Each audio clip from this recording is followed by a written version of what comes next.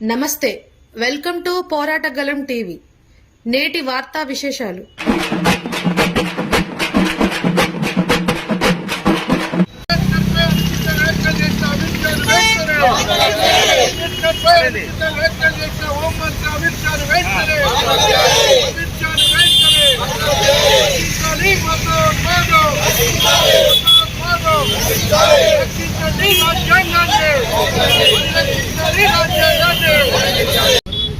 భారత రాజ్యాంగ నిర్మాత డాక్టర్ బాబాసాహెబ్ అంబేద్కర్ మీద పార్లమెంట్లో భారత హోంమంత్రి అమిత్ షా చేసినటువంటి అనుచిత వ్యాఖ్యలకు నిరసనగా ఈరోజు ఖమ్మంలో కాంగ్రెస్, సిపిఐ, సిపిఎం, మాస్లైన్ ఇతర అఖిలపక్ష పార్టీల ఆధ్వర్యంలో ఈ నిరసన కార్యక్రమం నిర్వహించడం జరుగుతూ ఉంది.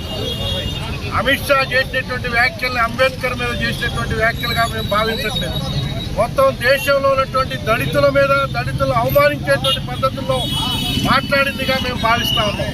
ఇవాళ ఏదైతే రాజ్యాంగం రచించి అమల్లోకి వచ్చి 75 సంవత్సరాల సందర్భంగా పార్లమెంట్లో చర్చ జరుగుతున్నటువంటి సందర్భంలో రాజ్యాంగ నిర్మాత మీద ఇటువంటి అనుచిత వ్యాఖ్యలు చేయటమంటే ఇవాళ దళితుల మీద, అణగారినటువంటి వర్గాల పట్ల ఇవాళ కేంద్ర ప్రభుత్వానికి, నరేంద్ర మోడీకి కానీ, అమిత్ షా కానీ ఏ విధమైనటువంటి అభిప్రాయం ఉందో దీన్ని బట్టి అర్థమవుతా ఉంది.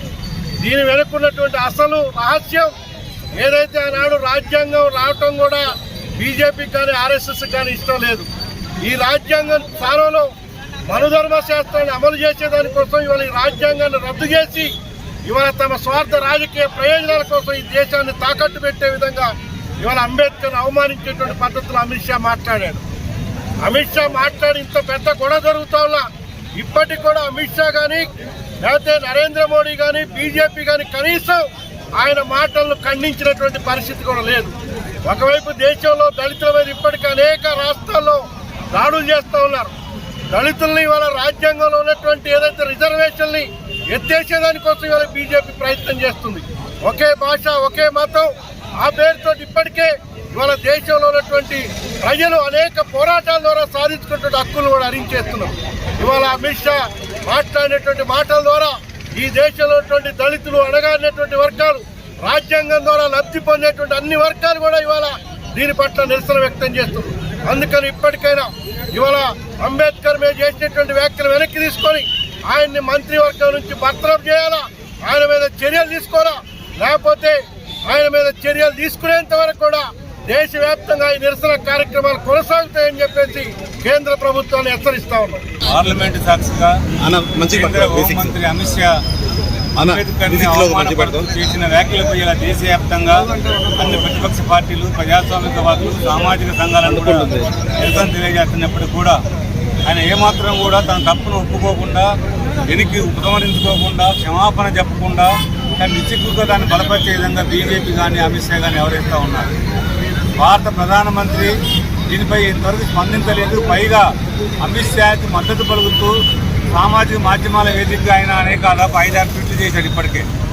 అంటే ఇది అమిత్ షా వ్యాఖ్యలు మాత్రమే కాదు, అమిత్ షా కూడా ఏదో పొరపాటున నోరు జారిన మాట కాదు, ఉద్దేశపూర్వకంగానే బీజేపీ, ఆర్ఎస్ఎస్ యొక్క భావజాలం, ఈ రాజ్యాంగం పట్ల వాళ్ళకు ఉన్న అయిష్టత, అంబేద్కర్ పట్టున్న వ్యతిరేకత, సామాజిక న్యాయం పట్టున్న వ్యతిరేకతకు నిదర్శనంగా మనం భావించాల్సిన అవసరం ఉంది. ఇది ఉద్దేశపూర్వకం చేసిన వ్యాఖ్యలు తప్ప మరొకటి కానే కాదు.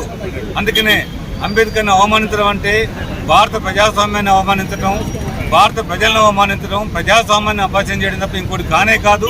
అందుకే ఇలాంటి వాడు కేంద్ర మంత్రివర్గంలో ఉండడం అనేది అత్యంత సిగ్గుచేటైన విషయం.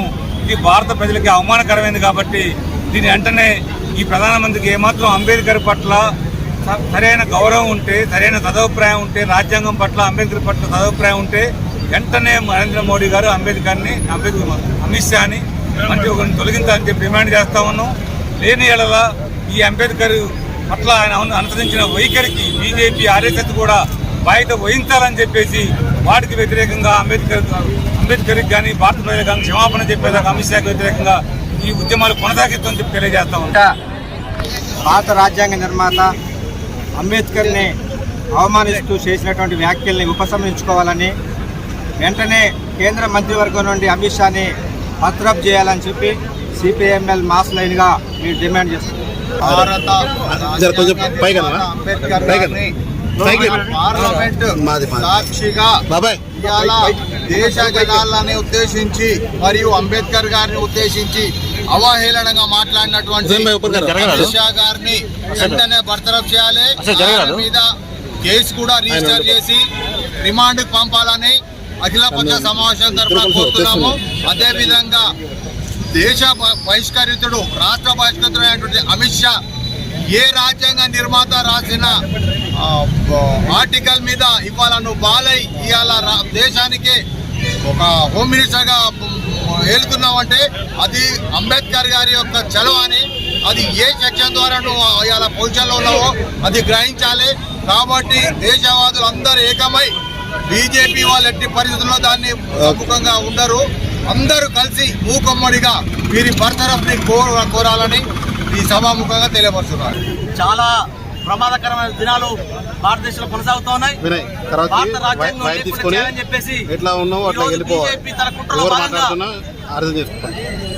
అనుచిత వ్యాఖ్యలు చేసినటువంటి కేంద్ర మంత్రిగా ఉన్నటువంటి అమిత్ షా హోంమంత్రి తక్షణమే బర్తరఫ్ చేయాలని చెప్పేసి కేవీపీఎస్ ఖమ్మం జిల్లా కమిటీ నుంచి మేము డిమాండ్ చేస్తా ఉన్నాం. ఈ రోజు రాజ్యాంగం లేకుండా గత మధ్యయుగాల కాలం నాటి గుణధర్మ శాస్త్ర సిద్ధాంతాన్ని అనువాదాన్ని ముందుకు తీసుకురావడం కోసం తన ఉద్దేశపూర్వకంగానే ఈ రోజు అమిత్ షా వ్యాఖ్యలు చేయడం జరిగింది. అంబేద్కర్ పట్ల పార్లమెంట్ లో నిండు సాక్షిగా రాజ్యసభలో ఈ రకంగా అనుచిత వ్యాఖ్యలు చేయడం, అవమానపరచడం చాలా ప్రమాదకరం. ఇది ప్రజాస్వామ్యానికి ఈరోజు మొత్తం కూడా రాజ్యాంగానికి ప్రమాదం అని చెప్పేసి ఈరోజు కేవీపీఎస్ గా భావిస్తా ఉంది. ఇలాంటి వ్యాఖ్యలు వెంటనే తీసుకోవాలని చెప్పేసి, అట్లాగే కేంద్ర మంత్రివర్గం నుండి వెంటనే బర్తరఫ్ చేయాలని చెప్పేసి ఈరోజు కేవీపీఎస్ గా మేము డిమాండ్ చేస్తాను.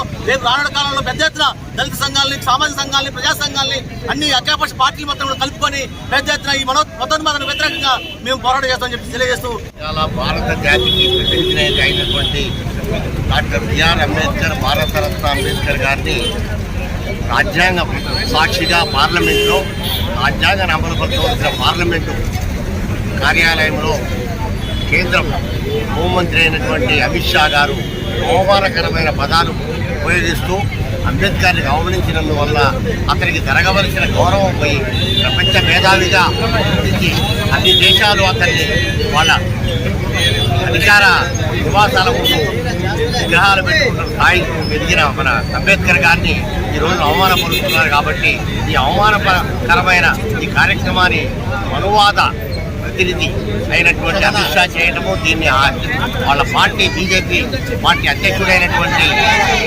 వాళ్ళ నడ్డా కూడా దీన్ని ఖండించకపోవడం, ప్రధానిగా మోడీ గారు దీనిపై ఎలాంటి స్పందన చేయకపోవడం వల్ల ప్రజలందరూ కూడా ఈరోజు జై భీమ్ అంటూ ముందుకు వచ్చే పరిస్థితి ఉన్నది. ఈ నిరసనలు దేశవ్యాప్తంగా జై భీమ్ అని చెప్పేసి